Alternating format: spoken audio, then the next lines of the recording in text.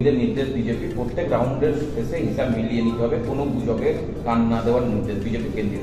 Common কতগুলো line, সবাই আমরা তাই করি।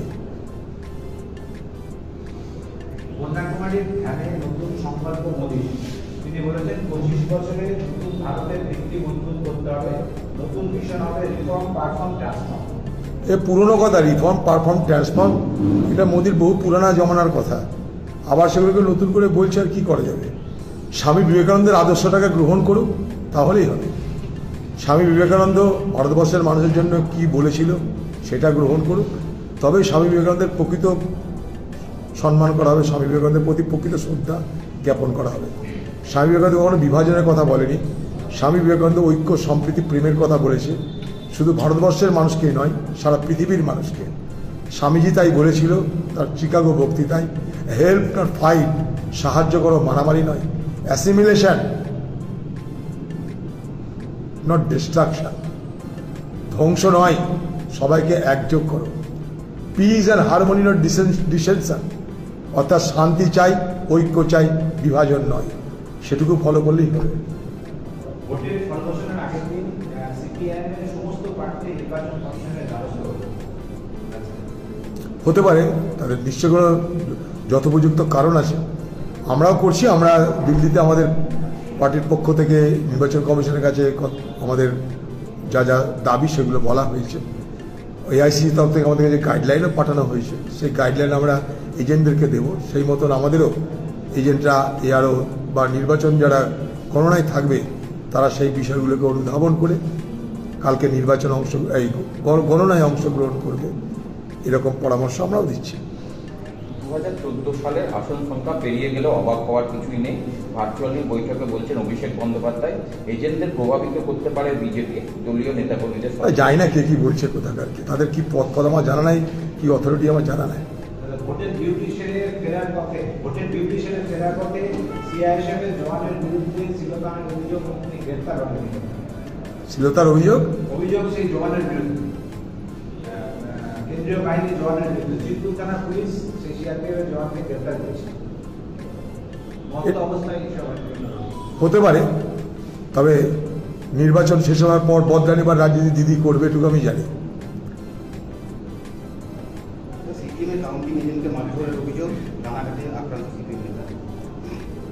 তার মানে এটা কি? এটার মধ্যে এটাই প্রমাণিত হচ্ছে যে তৃণমূল আজ দিশেহারা হচ্ছে ক্রমশ। তৃণমূল আজ হতাশাগ্রস্ত হচ্ছে। তৃণমূল আজ বুঝতে পারছে তাদের এই নির্বাচনে ফলাফল আশানুরূপ হবে না। তাই তারা এই ধরনের প্রতিশ্রুতিহায় তারা নিজেরা আজকে এই ধরনের ঘটনা ঘটাতে চলেছে। বাংলার উপরে, বাংলা মানুষের উপরে গণনার পর আরও অনেক দুর্যোগ নেমে আসবে, সন্ত্রাস নেমে আসবে, হিংসা নেমে আসবে, খুন খারাপি, বোমাবাজি, গোলাগুলি অনেক বাড়বে।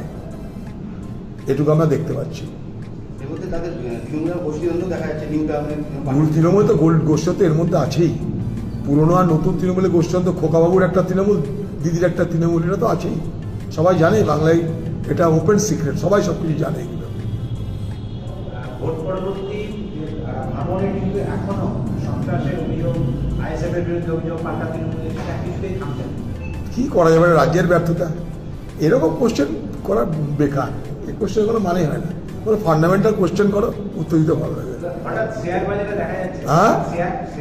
দেখা যাচ্ছে, হঠাৎ ঊর্ধ্বমুখী, এটা কি এই নির্বাচনের সঙ্গে? শেয়ার বাজার তো কখনো স্থায়ী থাকে না। শেয়ার বাজারটা একটা ফাটকা বাজার, কখনো ঊর্ধ্বমুখী হয়, কখনো নিম্নমুখী হয়। শেয়ার বাজারে জুয়া চলে, এক ধরনের জুয়া চলে, এটাকে স্পেকুলেশন চলে। স্পেকুলেশন মানে এক ধরনের জুয়া। তো স্পেকুলেটিভ মার্কেট শেয়ার বাজার, সেখানটায় কখনো উঠবে, কখনো নামবে। তার সঙ্গে ভোটের ফলাফলে কী সম্পর্ক আছে আমার জানা নাই। এরকম কৃত্রিমভাবেও শেয়ার বাজারকে বাড়িয়ে দেওয়া হয়, যাতে মানুষের মধ্যে একটা ধারণা তৈরি হয় যে ভোটে তো নরেন্দ্র মোদী জিতছে বা বিজেপি আসছে, তাই শেয়ার বাজার বেড়ে গেল।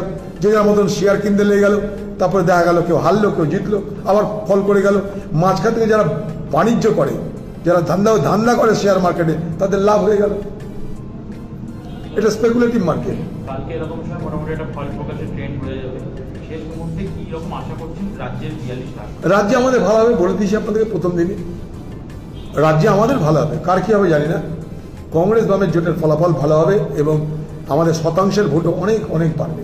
এবং আমরা একটা জিনিস প্রমাণ করে দিয়েছি, ভালো করে খেয়াল করে দেখুন আপনারা, যখন নির্বাচনটা শুরু হয় তখন এই নির্বাচনের আলোচনা ছিল দ্বিমুখী আলোচনা, একদিকে বিজেপি একদিকে টিএমসি। তারপর কংগ্রেস এবং বাম তারা তাদের মতন করে যখন শক্তি বৃদ্ধি করতে আরম্ভ করলো, তাদের মতো করে মানুষের কাছে যখন পৌঁছাতে চেষ্টা করলো, তখন এ বাংলার যে নির্বাচন, সেই নির্বাচন ক্রমশ ত্রিমুখী হতে আরম্ভ করলো। অর্থাৎ আমরা নির্বাচনের যে ন্যারেটিভ, সে দ্বিমুখী থেকে ত্রিমুখী এর মধ্যেই করে দিয়েছি।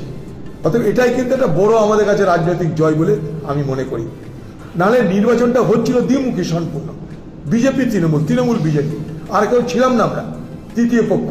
আজ তৃতীয় পক্ষ সেখানটা আমরা প্রবেশ করেছি। নির্বাচন আগে এটাই আমাদের একটা বহুত বড় লাভ হয়েছে, রাজনৈতিক লাভ। ভোট দিতে আমুল দুধের দাম আবার 2 টাকা করে বাড়াবে।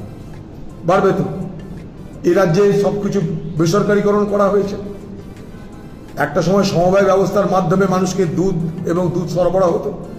বাংলার মুখ্যমন্ত্রী মমতা ব্যানার্জি এসে আমাদের এই দেশের যে সমবায় ব্যবস্থা, যে সমবায় ব্যবস্থার হাত ধরে এই বাংলায় দুগ্ধজাত পণ্য, দুগ্ধ প্রক্রিয়াকরণ, দুগ্ধ সংগ্রহ শুরু হয়েছিল, সেগুলোকে বেসরকারি হাতে তুলে দিচ্ছে।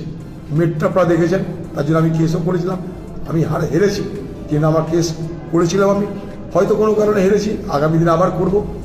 এইভাবে কী হয়েছে, বেসরকারীকরণ করে দিয়েছে। ফলে আমার আপনার দুধের দাম কী হবে তা নির্ধারণ করার ক্ষেত্রে সরকারের কোনো নিয়ন্ত্রণ থাকছে না।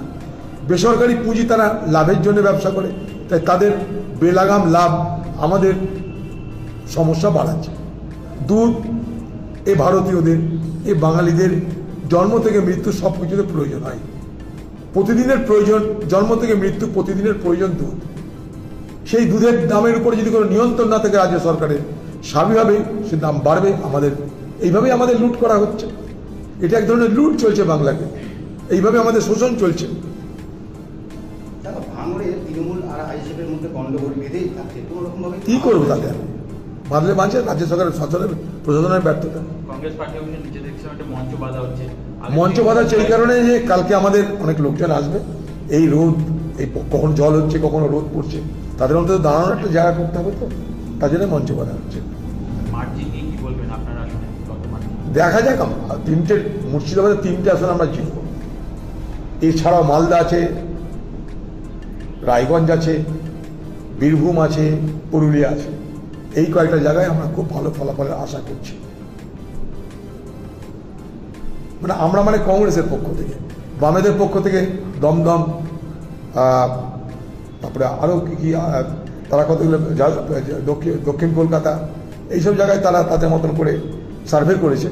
আমি আবার বলছি, কংগ্রেস বামের এই আগামী কালকের যে ফলাফল হবে, সেই ফলাফলে নতুন করে তাদের এই বাংলার রাজনীতিতে আমাদের উদয় হবে, এটুকু বলতে পারি।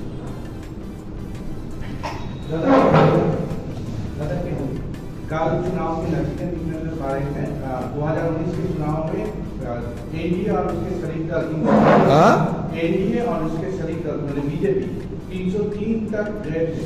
तो इसी बार कांग्रेस कब कितने जाएंगे और पश्चिम बंगाल में जाएंगे? हमारे एआईसीसी के जो नेता, हमारे एआईसीसी प्रेसिडेंट राहुल गांधी जी का सारे कुछ विस्तार से व्याख्या कर चुके हैं। नई बात क्या बोल सकते मैंने? 295 तो बोल ही दिए हैं हमारी तरफ से। कल राहुल गांधी जी खुद कहे हैं, मल्लिकार्जुन खड़गे साहब खुद कह चुके हैं। और नया क्या इसमें जोड़ोगे आप? और मोदी जी कल होते होते 543 तक पहुंच जाए। देखो, ये झूठ की पुलिंदा बनाते बनाते कहां तक पहुंचेंगे मुझे पता नहीं।